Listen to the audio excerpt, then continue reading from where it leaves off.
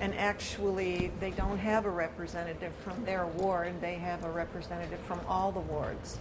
And I just think that it would be easier for people that run. I think that it would be more fair to people that live in those wards to elect people from their own ward, especially now that we have changed the ward map and we've equalized the population.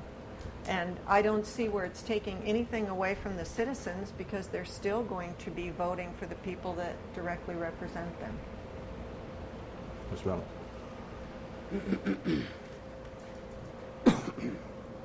Sometimes we get misinformation here at this table, and this is why I so often ask to have statute cited to me or code cited to me, because I want to know what the law actually says.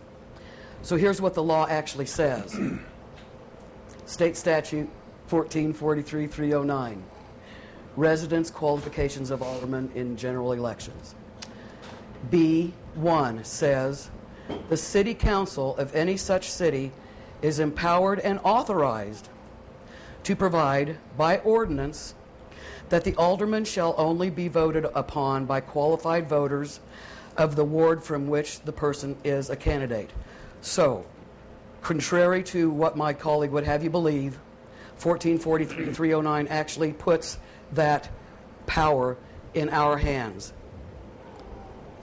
Thank you. Mr. DeVito. Oh, I don't disagree with us having the power to do it. I would just be judicial about how we exercise that authority. And I will restate that I think it's a conflict of interest for us to determine how the residents of the community elect us, their representatives. You were willing to put yellow bags to the vote of the public. I think this is a much more important issue, because it will eventually determine who the representatives of this community are. So I feel that that is best invested in the people from which our authority flows from, and that's the citizens of this community. In large cities, I could understand by voting by wards exclusively. In large cities, you may have certain issues that are endemic to that ward. I don't think that's a problem here in Eureka Springs. I can't think of any issue that is by itself limited by wards. We're a small community of 2,200 people, and since we have redistricted those wards and have put them into equal numbers, the issue of disproportionate representation in other wards is no longer there. So that issue of a different ward being able to outvote another ward because they're overpopulated, that no longer exists. So I can't help but reiterate the importance of how people elect their officials, and it should be up to the people, not the 6 people sitting here at the table, and who they choose as their representatives. Mr. Berry, you had your hand up first, sir. Yes, sir. I tend to agree. I think this is an important issue. Unfortunately, there's also another alternative that hadn't even been discussed, and that's a compromise of having one elected from one ward and one at large. So, there's more than just one way to do this. The Municipal League of Cities noted that when you vote at large, that they can be more impartial and rise above the limited perspective of a single district and concern themselves with the problem of the whole community. And I think we are a small community, and I think we all need to be aware of the whole community. We're only, less than, or somewhere around 2,000 people, probably less than voting public in that. But we're concerned with the whole community, whether they vote or not. And I think this is one of the advantages of doing the at large, according to, at least from the Municipal League of Cities. And so I'm not convinced that changing the vote, and especially, I seem to me, it seems like, and Ms. Lindblad said, well, the reason we do this is because it's going to be easier to get elected. I don't think that's a good reason to change it from this system, to make it easier for someone to get elected. What we need to do is get the qualified people who represent the people to be elected, and to sit down here and be able to talk about these issues. So I'm not convinced that this is a valid proposal that's come up. And I'm real curious, it seems to me, about more like, what's the motive? I also have had numerous people talk to me about it, and they've said, what's the motive? What's behind this? And I said, I don't know, except again, maybe it is, as Ms. Lindblad said, it's easier to get elected from a ward than it at home. Mr. Parnell, you had your hand up next. Two things. One I addressed earlier and still haven't, and it somewhat goes along with this. It talks about the elections of aldermen at large, and it does state in Code 1443-307 2 I, small 1. Provision shall be made by the election commissioners in these cities so that the qualified electors of each ward shall have at least one voting precinct in each ward where the resident electors thereof may cast their ballots. That was kind of blown off very unprofessionally. I feel like that unless there's something that they can show. The second thing, I think it ought to go a step further of something that we experienced 4 years ago. I think we ought to take and look at the defining regulations that state that we can have staggered terms, so we aren't faced with a complete turnover in city government, which in 2.5 years we could possibly be faced with that whole issue again, and that has to be done. I mean, now's not too early to start if that's the issue, because it has to be done well prior to the next election. It has to be in place, I believe, 10 months or so before the next election that would happen. But not only looking at voting by ward only, or one at large, one by ward. I have a lot of people call me and say, I'm sorry to bother you, I don't live in your ward, but, and my first answer is, it doesn't matter.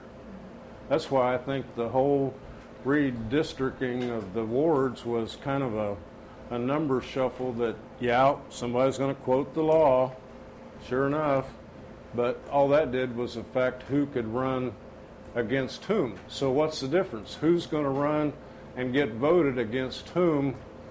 If you live in Ward 2 now and you had no opposition, and you now live in Ward 3 and you have 3 people, what's the difference? So, I think there's a whole gamut of things in the election process. Even a small town like Eureka Springs, in answering the constituents' concerns, that we need to look at what is best for the city of Eureka Springs. Number one, whether at large is the answer, the best and final answer, and whether it's a conflict of interest, then somebody needs to write their state senator and say you need to change the Arkansas Code, because code empowers the council to make those changes if we feel, and hopefully the decisions we're making at this table are made in the best interest of the citizenry. And I think we ought to look at all the issues, the at-large, the alternating, whether it's at-large one and one from the ward, or looking at the staggered terms. Ms. Lindblad. Okay. First of all, I don't think there's any rush on this. My only thought in bringing it up in the first place was that people have mentioned it to me over time, and just because you're not on city council anymore doesn't mean that people don't still say things to you. When Mr. Berry said that I said it makes it easier to get elected, the way that it makes it easier to get elected is you don't have to cover the entire city of Eureka Springs when you're running a campaign. You don't have to go door to door. It's a lot to do. And when I went door to door, I had people saying to me, why are we voting? Why are we having to vote for you? People in 3 were saying, why do we have to vote for you? You're in 1. In a town this small, I don't think that it would really make that much difference. And Some council decided in the beginning, when Mr. DeVito's talking about taking this away from the public, some council decided in the beginning that this is the way we would vote. It had to be decided by somebody, and I'm guessing it was by ordinance. I don't know that for sure. I will research it and find out. But I think that we are people that were, this council was elected by the public, and I don't see a problem with trying to elect in another way. I have no problem with one alderperson coming from a ward and one coming from across the city. But I do have a problem, and a lot of people have had problems when they are in a ward, they want this person for their representative in that ward. That's how they vote, and then the other two wards vote the person out and vote someone else in. And to me, that doesn't seem like a very democratic way of picking your representatives, because you should be able to vote for who you want to be your representative, and I think that takes it away from the people in the ward who they want to be their representatives. Any further? Nothing else, we'll move on to new business. Number 1 is building permits, parking lots demolition, and reconstruction or construction recommendations and planning. Beverly, come on up.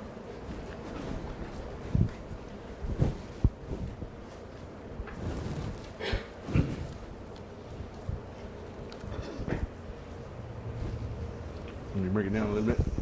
There you go.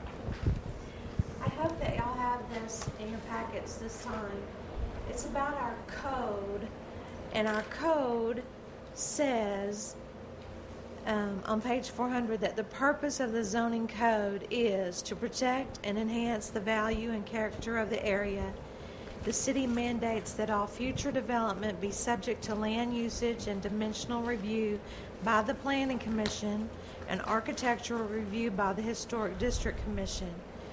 It said that that's why our code was there, so that we could review it.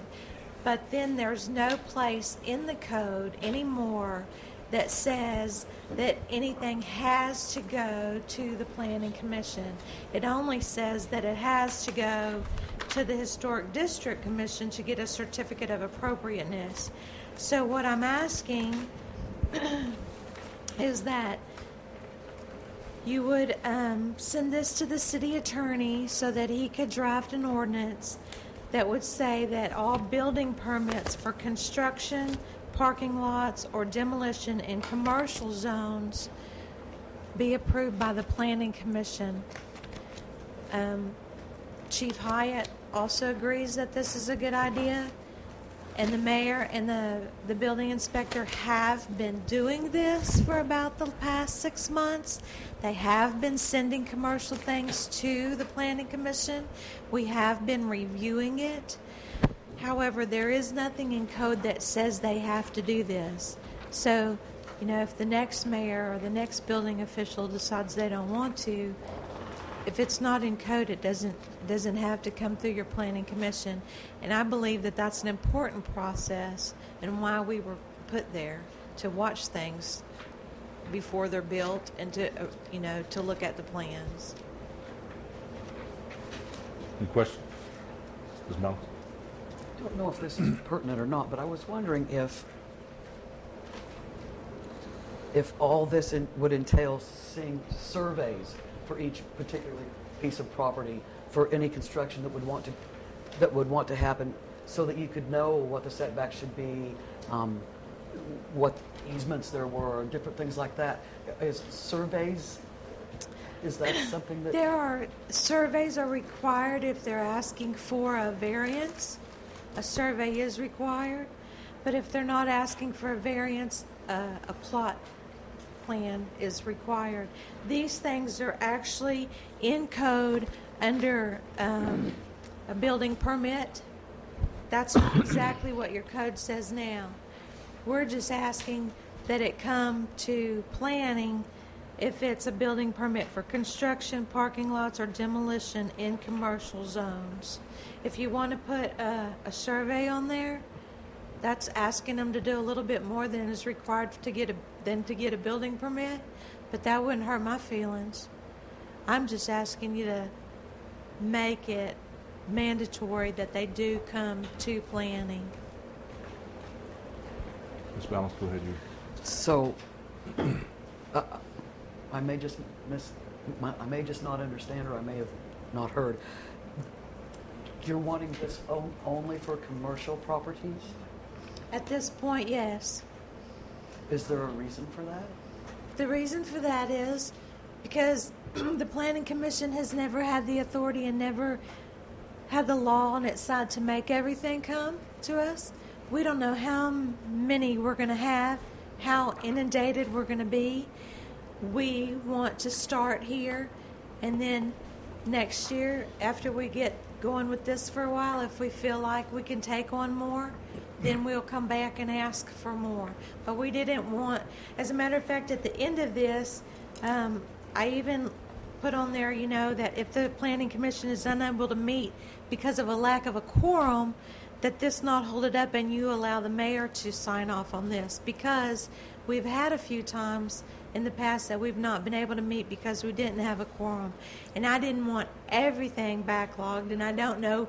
I mean, the building inspector says he gives between 250 to 300 building permits a year, but his permit has things in it like electrical, plumbing. There's a lot of things in there that we would not deal with because that's not our expertise. So until we know how many this is going to be, we didn't know how much more we could take on. Mr. Berry. Ms. Blankenship, somewhere, and I remember, I think I just got off the Planning Commission, and Mr. Harper was on it. We worked on an ordinance that requires people who do excavation work to come before the Planning Commission for review of their site plan, for any filling and excavating of site plans. And that was an ordinance that was written and passed. Can't find it in our code today. Well, I don't have it in here, but I know it was in the zoning or in the planning, because we were concerned with people taking a lot of these valleys and gullies and filling them up and creating a large runoff on water problems and issues. And so that was the reason for that whole issue.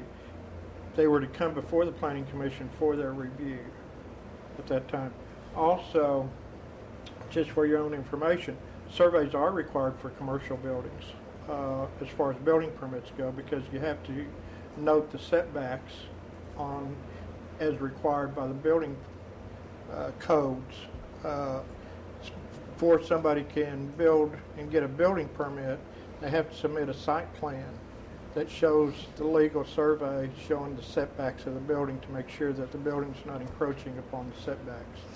It may not go before the Planning Commission, because if it meets all the requirements, then there's no need for that, with the exception of excavation and fill.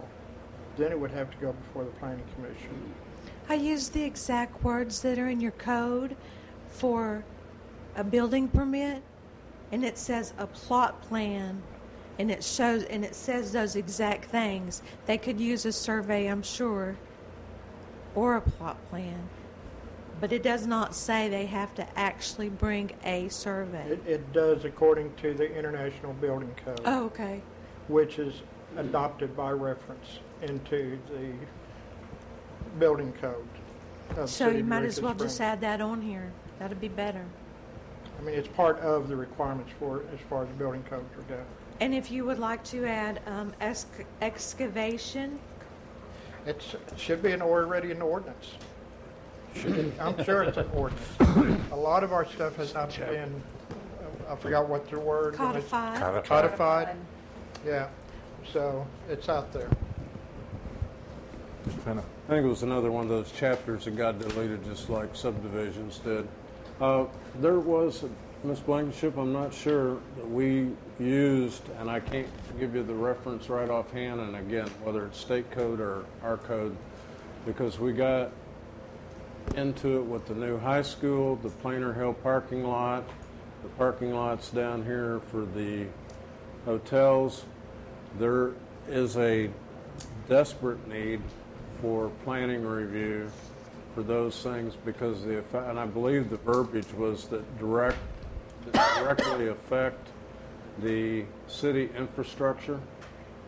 And I'd be more than glad to find what we use to hang our hat on, because we didn't want to become Holiday Island where you have to go before the Planning Commission for every fence and gate and deck and house and, you know, all that kind of stuff. But at least we need another, other than the building official, set of eyes to sit down and be involved with changes that are going to be affecting the infrastructure. It's how we missed several years ago connection fees for the car wash because it had gotten dropped off of the building inspector's checklist whenever the form was updated, and we lost several $100s.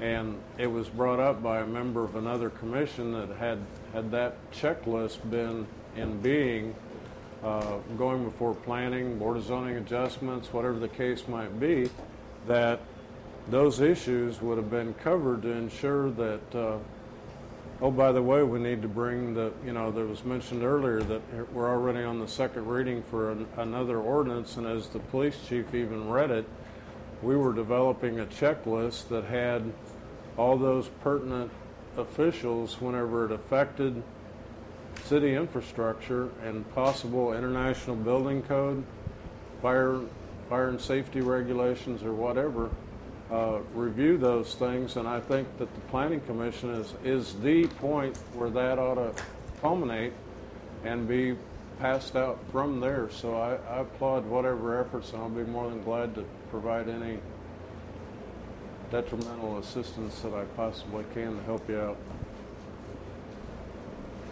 So motion it to the city attorney. Mr. Weaver.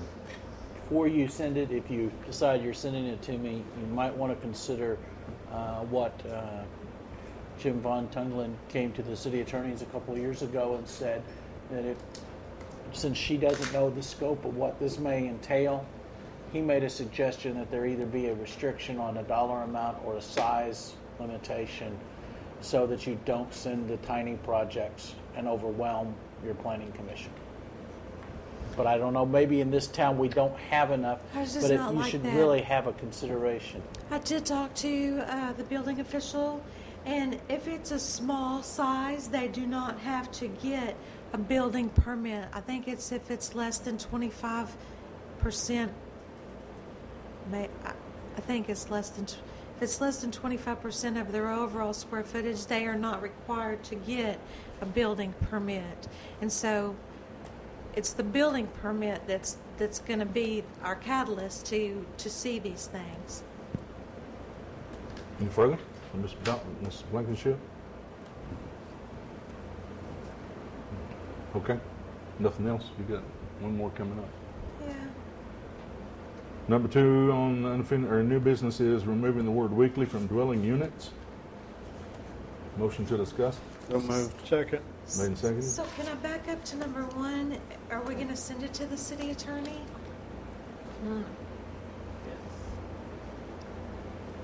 I make a motion to have Ms. Blankenship get with our city attorney and draw up an ordinance that'll satisfy both of them for her intent. Second. Made and seconded. All in favor, say aye. Aye. Any opposed? Motion carried. Thank you. All right. Now, next, number 2, removing the word weekly from dwelling units, submitted by planning for discussion. Okay. This What? one's the not so easy Motion to discuss. So We moved. did. Got it. Second. Okay. one. Okay. Currently, what happened to start all this was somebody bought a house in R1 that doesn't live here. They live in Kansas. And so they sent a request to the Planning Commission that said, can we just use this as short-term rentals while we're not going to be here? In my mind, I thought, no, that would be tourist lodging. There's no more tourist lodging allowed in R1. But then the lady was she cited our codes to me, and we sent it to our city attorney and said, is this correct? And he said, And because our city code on page 452, where it gives the definition of a dwelling unit, when it has that word weekly in there, this gives people who want to rent out their second home the option to do it weekly. If they do that, there's no mechanism in place to control how many. It doesn't say they have to get a business license, but our CABC tax law says that anyone who stays under 30 days have to collect the CABC tax, but how would we know? And so it's a big trouble, because it just feels like to everybody that has tourist lodging and is getting the business license and is paying their taxes, that this is a loophole that our code left so that some people can do the exact same thing as what they're doing legally, only they can do it skirting the laws. So when it came to my attention, I brought it immediately to the Planning Commission. They felt the same way, and we brought it straight to you, so that hopefully you will act upon this and take the word weekly out of the dwelling unit definition, and hopefully even clarify tourist lodging from saying transient guest to saying anything less than 30 days. City Attorney disagrees with me on this a little bit, and I'm sure he's going to weigh in on that. But what's happening right now in your neighborhoods is people have heard about this, and they want, when y'all pass this law to change this, they want to be grandfathered in as a weekly unit, and it's just a big mess. So y'all are going to have to help me and walk me through it and help me know all the steps to do. But we have a loophole that you could drive a truck through in our code right now, and I hope that y'all will send it to the city attorney to get it changed. Mr. Levine. Well, unless they've established precedent by getting a business license and collecting the appropriate taxes, they have no authority to be grandfathered in, because they don't exist. Now, if they've been doing it on their own, well, they've gotten away with it, so, But no, there's no grandfathering in anybody doing that type of business, unless they've had the appropriate licenses. Anybody else? Mr. Pano?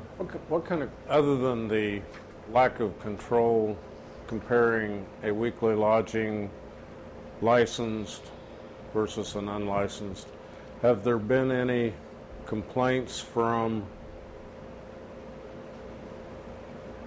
residents around these to the police or anything? I have another question beyond that, depending on the answer. I've only heard about a couple of times that the police have been called because there's no parking on some of the streets. But they just, that's their home. It's not a business. I don't know that answer, really. And to follow that, we had the same thing from I don't want to say real estate standpoint, but homeowners association happened where a group of, I would say a subdivision might be the closest we could come to here, where they have, I'm going to lack words tonight, my prompter over here has gone to sleep, covenants that state what you can and can't do. And that happened at one of our neighbors to the north, where there are several different associations of township or townhouse ownership, where one voted at their annual meeting that they could no longer have monthly rentals, that it was strictly a nightly rental or that type of rental, because once they got stuck with somebody on a long-term basis, they didn't have any control over them. where if they were just troublemakers for a night, Mr. Weaver goes out and decides to stay on the lake and, wear his Speedos and whatever, he's gone after a couple, 3 days, and he's not living there month to month to month. Is that what we're trying to do here, is in essence control or clarify wording? Are we wordsmithing, or do we have a problem to address? We have a problem to address. There are several homes in R1 that are being used as overnight lodging, but the people that have those homes do not have a business license. They do not have a CUP. Really, if they even try to come to the Planning Commission now, there's no more tourist lodging added to R1 because people want to preserve our neighborhoods. If you're going to preserve your neighborhood, then you need to take that weekly rental out of that definition, because if I bought homes in R1 and I left this weekly rental in there, then you're not preserving your neighborhoods. You're still moving transient guests in and out, when our codes were set up so that we wouldn't do that, so that we would have residents, we would have voters in our neighborhoods.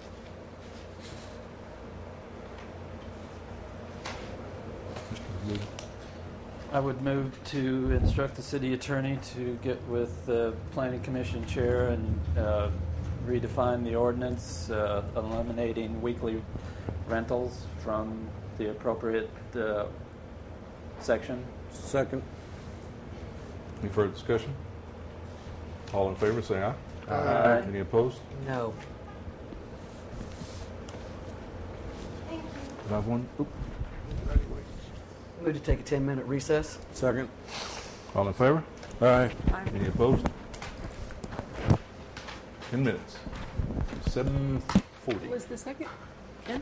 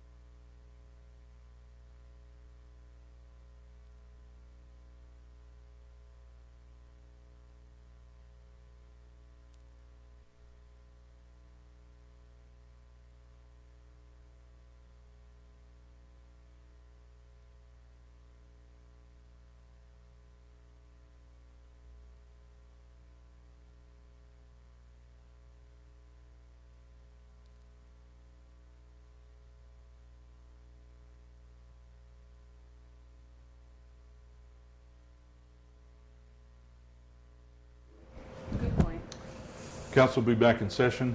We stopped at, after dealing with number 2 on the agenda, on to new business. Number 3 is the Vine Street vacation. My understanding it is postponed until after the public hearing. Yes. Is that correct? Okay. Well, I think, no, the question was, the agenda was to go ahead and put that on for discussion because of new issues. Yes. Okay. Yes. So we're no longer, I'd like to move to Postpone. discuss. Second. Point of order.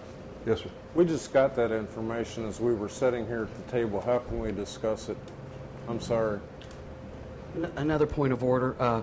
It says on the agenda that it's been postponed, and so that the people are not aware that we're going to discuss anything about it tonight.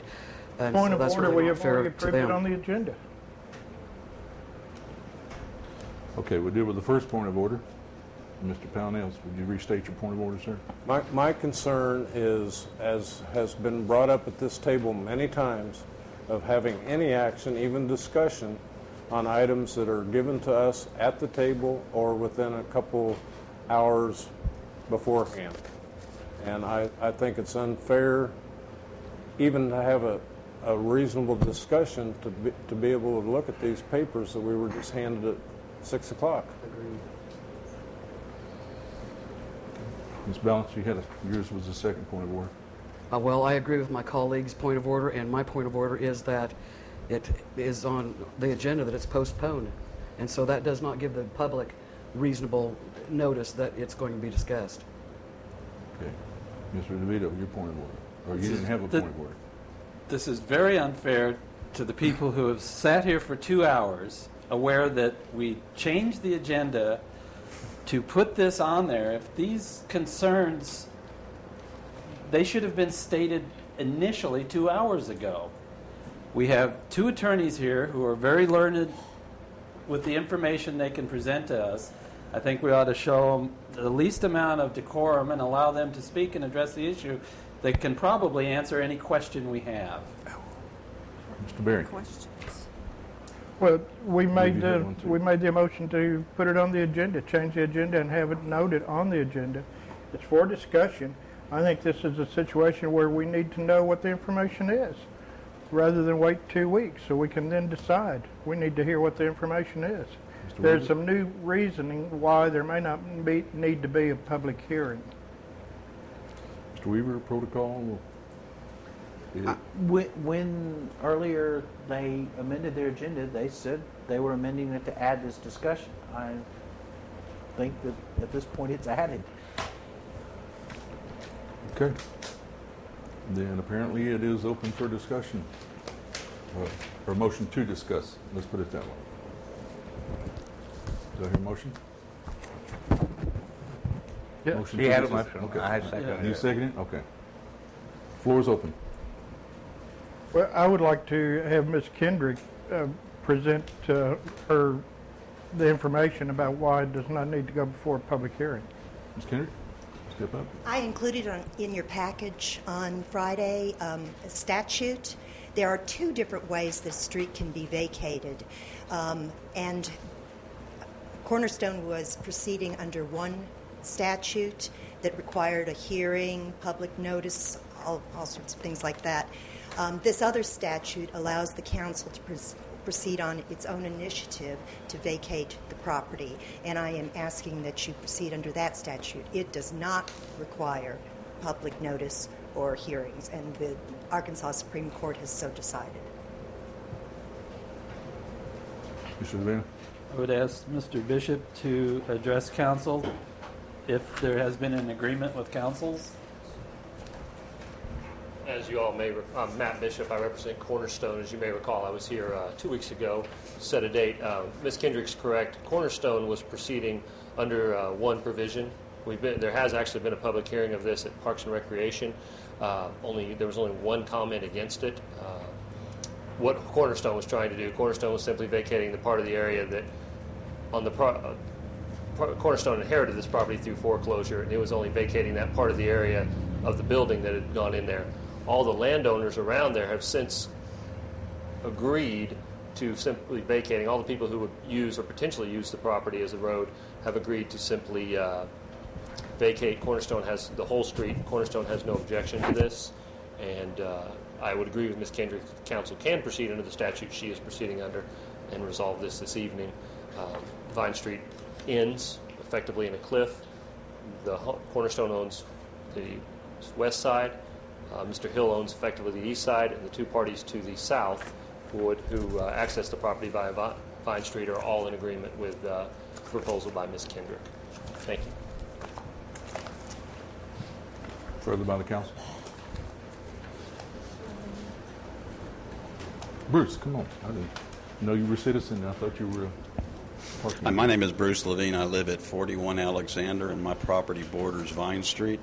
And in principle, my family agrees with the agreement that has been set up by Ms. Kendricks and Mr. Bishop, and it involves vacating Vine Street from Mill Hollow to Section Line Street. Beyond that, the landowners on Vine Street basically terminates at Section Line, and I think there's at one point you all had a property map, and it terminates at Section Line and takes up again. The owners past Section Line have an opportunity to access their property from two major arteries, one being Main Street, one being Alexander, Brush, Lindsay. So this would not affect anyone past Section Line Street. So that is the reason this is an ideal area, and it's also the agreement of all the landowners who adjoin the property. Actually, the vacation would only go to Alexander Street, which is a little bit short of Section Line, because that's where Mr. Hill and Cornerstone's properties end. Council? Mr. Parker? Have all concerned parties seen this ordinance? My client has no objection to it. Have you all seen this ordinance? Who prepared it? I Okay. And you've seen this ordinance, Mr. Bishop?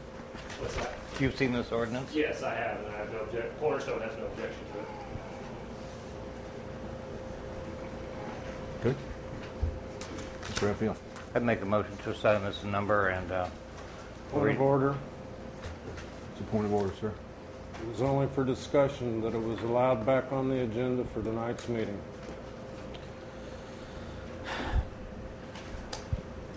Mr. DeVito? This would be the first reading. We'd have 2 subsequent readings over the next 4 weeks. Plenty of time to address any concerns. Ms. Lindley? I agree with the point of order. Not only was it put on the agenda only for discussion on our original agenda that people would have seen for this week, it also said that it was postponed till after the public hearing. So it doesn't give anybody notice that we were going to make any decisions tonight, whether it's a first reading or not. Mr. Weaver? Point of order is probably well taken that it was originally discussion only. If the council wishes to amend its agenda at this point, that would be less than precedented by this council, but would not be impossible to do. Mr. Parnell? If the point of order issue is settled, I move that the public hearing that's scheduled be canceled. Second. For July the 25th, 2012 at 6:30. Oh, wait a minute, yes, go ahead.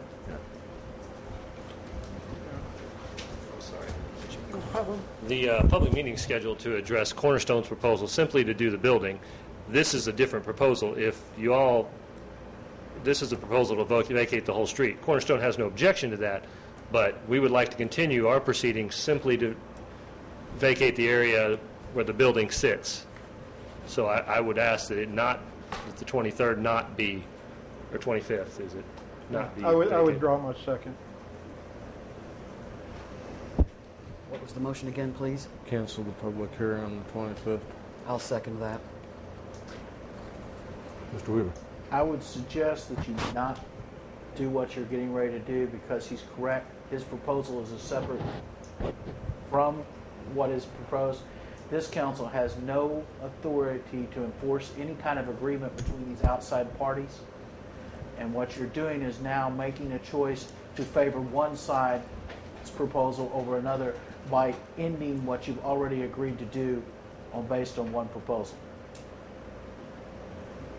So you need to, if you're not going to take action on either proposal tonight, you need to leave both of them as viable until you've made a further investigation and determination. Otherwise, you're favoring one party over the other. Mr. Parnell? Then in that case, I withdraw my motion under the premises that we absolutely not read this ordinance tonight and wait until after the public hearing. Yes, we have the new information, but we also ought to have the public hearing and then be able to make the decisions. For a second? I just withdrew my motion. All right, so the public hearing's back on with no motion on the table and no second. Any further discussion? I think there's anything to vote on. Nope. Okay. Well, I'd like to make a motion to put this on the agenda for next week. Have the city attorney review it Point of order. and put it on the agenda. Point of order. We just went through this less than an hour and a half ago that we could not sit here at this table and adjust the agenda for the next meeting until agenda setting. I'm sorry. I'd like to make a motion that the city attorney review this ordinance for the next meeting. Second. I've seen the ordinance, and I have no problems with either ordinance. There are two ordinances there, not just one that you're talking about. Have you seen both? Yes, I have. Okay. Okay, we're still getting a motion and a second. You want to withdraw? He said he's already seen them. You want him to still look at them? No. Okay. Ms. Balance?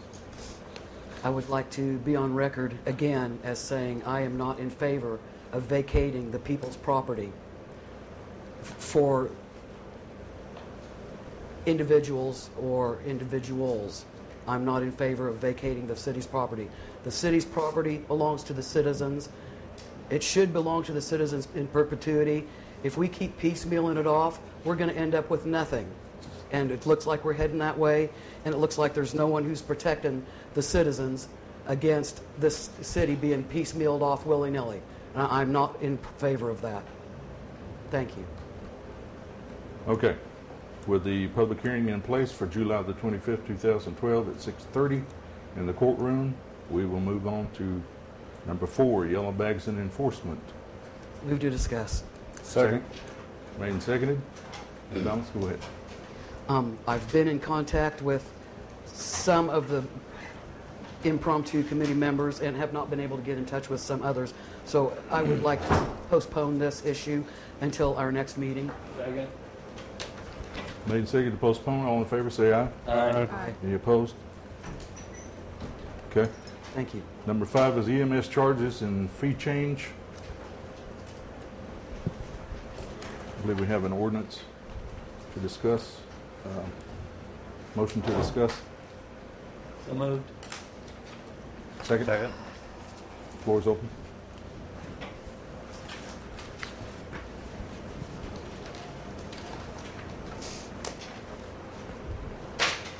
Anybody? Mr. DeVito. I would move to sign this ordinance and place it on its first reading. Second. Been seconded. Voice vote. Since there is a new ordinance. All in favor say aye. Aye. Any opposed? Did you get a full vote? I didn't hear 6 ayes. I'm abstaining. That's why you didn't hear it. Can you find one? 501. Okay.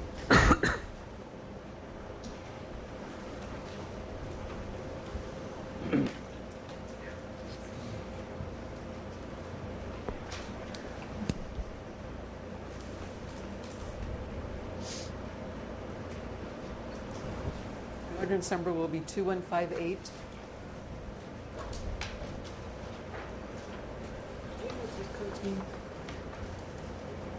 Yeah, the Medicare codes don't really mean anything. That's just your definition of it. This over here tells you exactly what it is. And there should be a list of all of that defined in the back. Yeah. Absolutely. Yeah. All right, let me get the number down. Point of information. Go ahead, sir. Is the first page the only part that's going to be read, or the definitions going to be included as an appendix, or? The ordinance is just the first page. The rest of it's just definition.